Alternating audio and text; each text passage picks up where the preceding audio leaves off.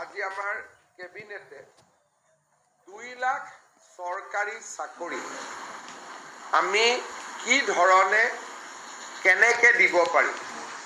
এই বিষয়ে সিদ্ধান্ত ল'বৰ কাৰণে মুখ্য সচিবৰ অধীনত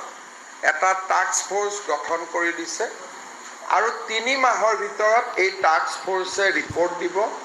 যে কেনেকৈ অহা 5 বছৰত আমি 2 লাখ চৰকাৰী চাকৰি দিব পাৰোঁ। অৰ্থাৎ মুখ্য সচিব ডাঙৰীয়াই প্ৰতিটো বিভাগৰ লগত কথা পাতি চৰকাৰী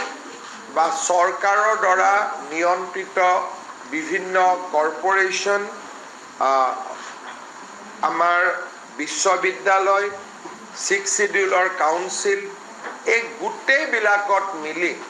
অহা 5 বছৰত আমি কেনেকৈ 2 লাখ যুৱক যুৱতীক চৰকাৰী চাকৰি দিব পাৰোঁ তাৰ বিষয়ে প্ৰতিবেদন এখন দিবৰ কাৰণে মুখ্য সচিব ডাঙৰীয়াৰ অধীনত এটা টাস্ক ফোৰ্স গঠন কৰি দিছে যাতে আমি আমাৰ যিটো অসমৰ যুৱক যুৱতী সকলকে যি প্ৰতিশ্ৰুতি আছিল তাক যাতে আমি ৰাখিব পাৰোঁ বা তাক যাতে আমি পালন কৰিব পাৰোঁ।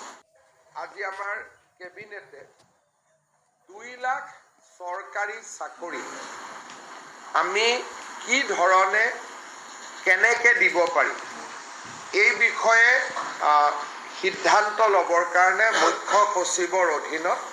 এটা টাস্ক ফোৰ্স গঠন কৰি দিছে আৰু 3 মাহৰ ভিতৰত এই টাস্ক ফোৰ্সে ৰিপৰ্ট দিব যে কেনেকৈ অহা 5 বছৰত আমি 2 লাখ চৰকাৰী চাকৰি দিব পাৰোঁ। অৰ্থাৎ মুখ্য সচিব ডাঙৰীয়াই প্ৰতিটো বিভাগৰ লগত কথা পাতি চৰকাৰী বা চৰকাৰৰ দ্বাৰা নিয়ন্ত্ৰিত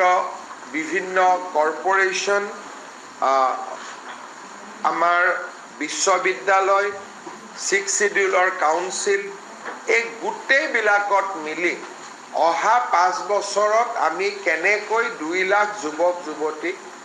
চৰকাৰী চাকৰি দিব পাৰোঁ তাৰ বিষয়ে প্ৰতিবেদন এখন দিবৰ কাৰণে মুখ্য সচিব ডাঙৰীয়াৰ অধীনত এটা টাস্ক ফোৰ্স গঠন কৰি দিছে যাতে আমি আমাৰ যিটো অসমৰ যুৱক যুৱতী সকলকে যি প্ৰতিশ্ৰুতি আছিল তাক যাতে আমি ৰাখিব পাৰোঁ বা তাক যাতে আমি পালন কৰিব পাৰোঁ।